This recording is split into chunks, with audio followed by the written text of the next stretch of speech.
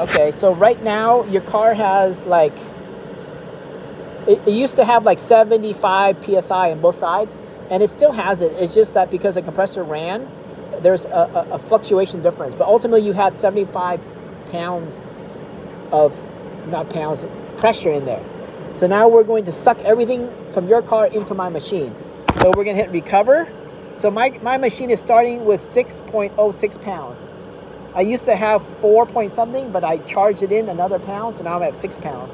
So theoretically, if I suck some refrigerant into my machine, this number is going to grow bigger. Right. So here we go. We're going to recover it, and we're going to hit start.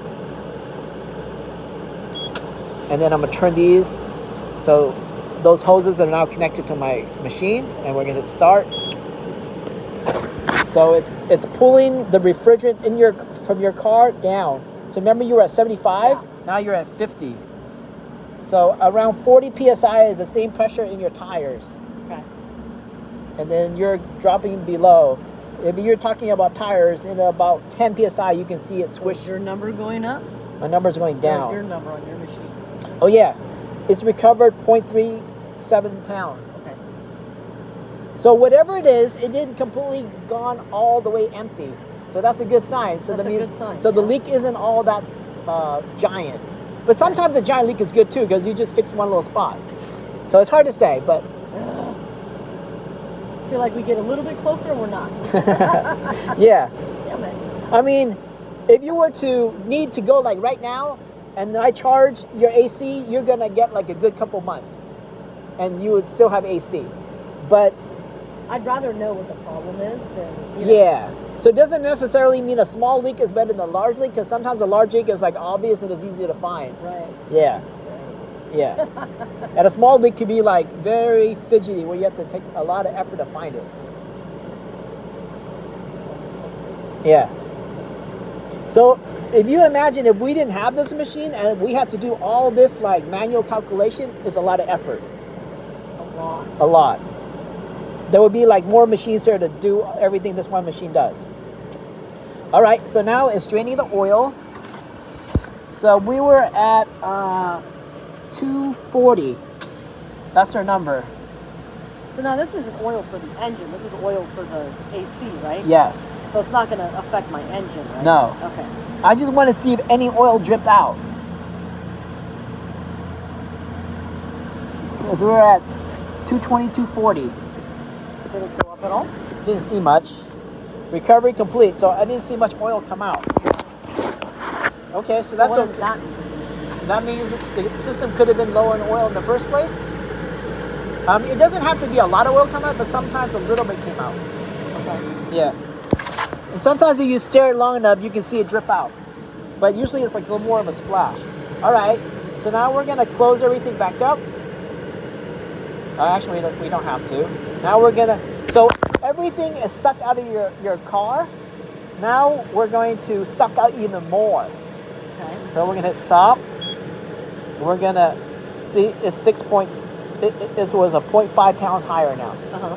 So now, theoretically, whatever I just pulled out, it was yours. Right. But in the world of charging, it's mine, because it would have been lost out in the atmosphere anyways, right, if you don't have this like $5,000 machine. Well, it wasn't. Yeah. Yeah. So that's how the world deals with it. But with you and me, I'm not like that. So if I put out 0.5, it's still your 0.5. So now we're going to go. It was my 0.5 that I couldn't even use. Correct. If you don't have the $5,000 machine, then it'll just go into the atmosphere. Right. Yeah. And because like there's like these giant filters, they're like a couple $100, and every time I keep recovering it, the machine keeps count of that filter and how clogged it gets. Because you might have like dirty stuff in that refrigerant I sucked out, yeah. And so it's not pure. It's like right. it has a whole bunch of residue in it. So in a way, I have to take a risk taking your machine out, or else I have to spend like another $1,000 machine to actually analyze what is in your car before I put it into my machine. Okay. So that's the other thing. And like these stop leak stuff, sometimes that can clog up my machine too. Yeah. So that's that. So now we're gonna go. We're gonna vacuum, and we're gonna hit start. And it's a 15-minute timer. We can probably do like 5 if we wanted to. We're gonna hit start, enter, I mean. So you were 0 and you were -10, and now you're gonna drop down to -30. So what's it taking? This is not the intake manifold, is it? I saw something about intake manifold. Oh, you saw that word? Intake manifold? I didn't see that word. Okay.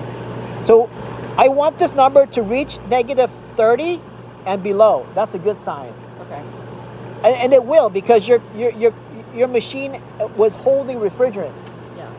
So -30 is the opposite of putting 30 psi from your tires. This is sucking out 30. Okay. So if I suck it all the way to 30 is 0. But now I'm going beyond. I'm sucking out even more. So Okay. like we're in the realm of outer space. So now this is like empty.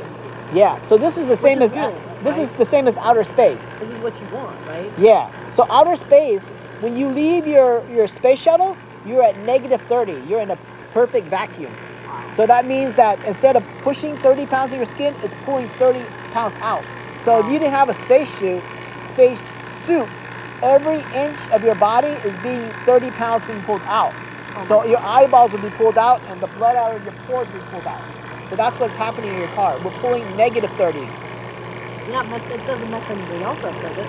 No, Okay. because you need it to completely be empty before you can charge back. Okay. If I just charged back earlier and there wasn't a vacuum in there, you would actually have some air, and air has water. And this air that we're holding around my hand has moisture in it. Okay. And that air, if I left it in there, it turns to acid. Air and my refrigerant becomes acid, eats your system. Yeah. So right now we're pulling 30, and because what I'm gonna do is I'm just gonna give you 20 ounces, and then if we can find a leak, great. If not, we're just gonna leave it there for a little bit. So we'll try to find it later. Sometimes you actually have to go down the freeway and you gotta like move. And then maybe like next week you come back and we can look for a dye. So right now I'm going to suck it out, and then hopefully I can find a dye gun and add some dye. It'd be also nice if I knew the pack oil so I can introduce it with the pack oil. Yeah, so while it's doing